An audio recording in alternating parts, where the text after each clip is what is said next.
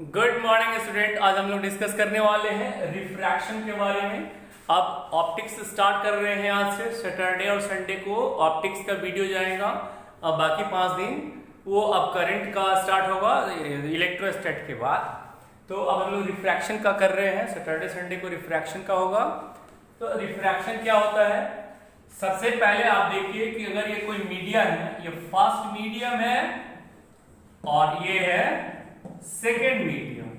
यदि कोई रे फर्स्ट मीडियम से कोई मीडियम से इस पे ये नॉर्मल डाल दिए, ये क्या हो गया हम लोगों का नॉर्मल, और इसको क्या बोलते हैं इंसिडेंट रे। Incident ray. और ये वाले एंगल को क्या बोला जाता है, एंगल ऑफ इंसिडेंस। तो अगर फर्स्ट मीडियम से सेकेंड मीडियम में यदि कोई रे जाता हो तो ये सीधा नहीं जाता है। अब ये सीधा स्ट्रेट नहीं जाएगा, वो बेंड कर जाएगा। किधर की ओर, टुवर्ड्स द नॉर्मल, इधर की ओर बेंड कर जाएगा। तो इसको आर बोलते हैं। इसको बोला जाता है angle of refraction. Angle of refraction. और इसको बोला जाता है angle of incidence. Angle of incidence.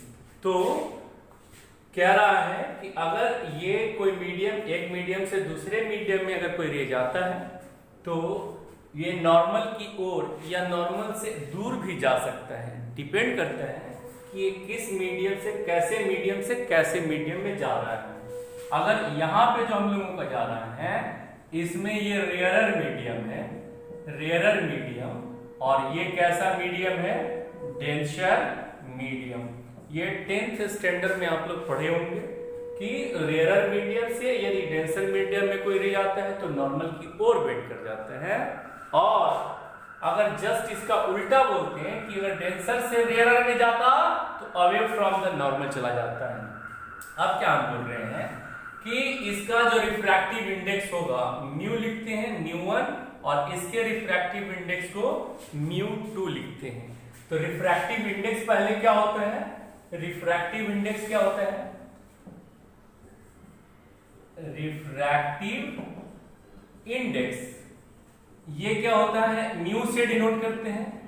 It is the ratio of speed of light in vacuum to the speed of light in medium.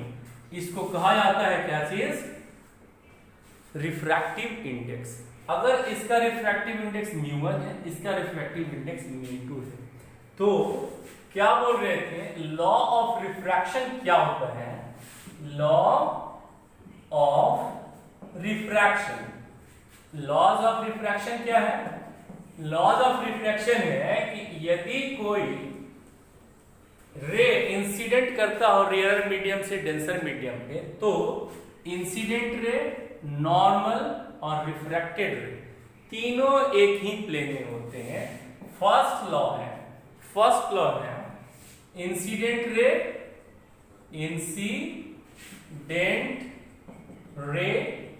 Normal and refracted रे। इसको बोलते हैं refracted रे। ये हम लोगों का रिफ्रैक्टेड रे। हाँ, refracted ray all lies in same plane. सभी एक ही प्लेन में लाई करते हैं। अब दूसरा में क्या बोल रहे हैं कि sine angle of incidence, Snell's law भी बोला जाता है सेकेंड लॉ को। सेकेंड लॉ ये बहुत ज्यादा इंपॉर्टेंट है, ये बहुत ज्यादा इंपॉर्टेंट है, याद रखिएगा। ये 12th में आ ही गया, समझ लीजिए।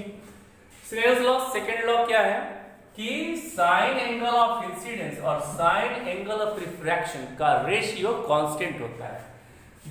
इसी को बोला जाता है हम लोगों को क्या, स्नेल्स लॉ। ये क्या है, the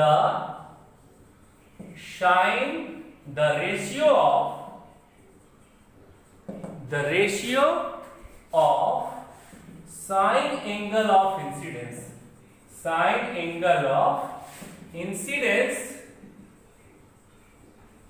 to the sine angle of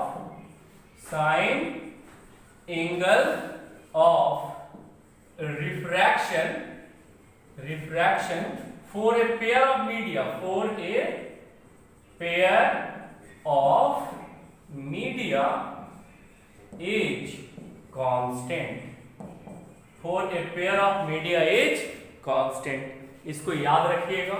और ये कितना के बराबर होता है, ये कितना के बराबर होता है, sine I by sine R is equals to refractive index of second medium, यहां सेकेंड मीडियम हम लोग लिखे थे, by refractive index of first medium. अब क्या हो गया कि ये न्यूटन को कितना लिखिएगा, c by v2 speed of light in second medium, by यहां पे लिखेंगे c by v1 speed of light in first medium. ये क्या है, speed of light in vacuum, c cancel, ये कितने के बराबर हो जाएगा, v1 by v2, v1 by v2। अब क्या हम लोग बोल रहे थे कि ये आप जानते होंगे कि अगर कोई रे एक मीडियम से दूसरे मीडियम में जाता है, यदि कोई रे एक मीडियम से, ये फर्स्ट मीडियम हुआ और ये सेकंड मीडियम हुआ, फर्स्ट मीडियम से सेकंड मीडियम में जाएगा तो ये रे है, तो अगर मान लीजिए ये डेंसर होता और ये रेयरर होता, मान लेते हैं, तो अब ये ऐसे जो जा रहा था नहीं जाएगा, अब किधर जाएगा, away from the normal. Denser से रेयरर में जाता है तो नॉर्मल से दूर, और रेयरर से डेंसर में जाता है तो नॉर्मल की ओर। तो क्या बोल रहे थे कि ये नॉर्मल से दूर जा रहा है। अगर ये रेड कलर का है लाइट, तो ये भी रेड कलर का ही होगा। क्यों? क्योंकि एक मीडियम से दूसरे मीडियम में जाने में फ्रीक्वेंसी में कोई चेंज नहीं होता है, फ्रीक्वेंसी में चेंज नहीं होता है, वेवलेंथ चेंज कर जाता है, फ्रीक्वेंसी चेंज नहीं करता है। तो क्या लिखेंगे, v इज इक्वल्स टू, हम लोग जानते हैं क्या चीज, v इज इक्वल्स टू क्या जानते हैं, n into lambda. v is equals to क्या जानते हैं, n इंटू लैम्डा। n क्या है, फ्रीक्वेंसी, और लैम्डा क्या है, वेव लेंथ। लैम्डा को बोलते हैं वेव लेंथ, और इसको n को क्या बोलते हैं, फ्रीक्वेंसी। n को क्या बोला जाता है, फ्रीक्वेंसी, और v वेलोसिटी ऑफ लाइट। तो v1 बराबर क्या लिख दीजिएगा, n into lambda 1 by n into lambda 2। n और n कैंसिल हो जाएगा, n और n कैंसिल हो जाएगा। क्यों? क्योंकि लैम्डा में चेंज तो होता है, लेकिन वेवलेंथ चेंज करता है, लेकिन फ्रीक्वेंसी में चेंज नहीं करता है। When light passes from one medium to another medium, then its frequency remains constant. That is, जो लाइट का नेचर है वो डिपेंड करता है किस पे, फ्रीक्वेंसी पे। वो इंटरनल प्रॉपर्टी होता है ऑप्टिक्स में, किसका, फ्रीक्वेंसी। वेव ऑप्टिक्स में वेव का इंटरनल प्रॉपर्टी होता है फ्रीक्वेंसी। तो इस तरह अगर कोई प्रॉब्लम हो आपको तो काइंडली कमेंट किया करें। Thank you.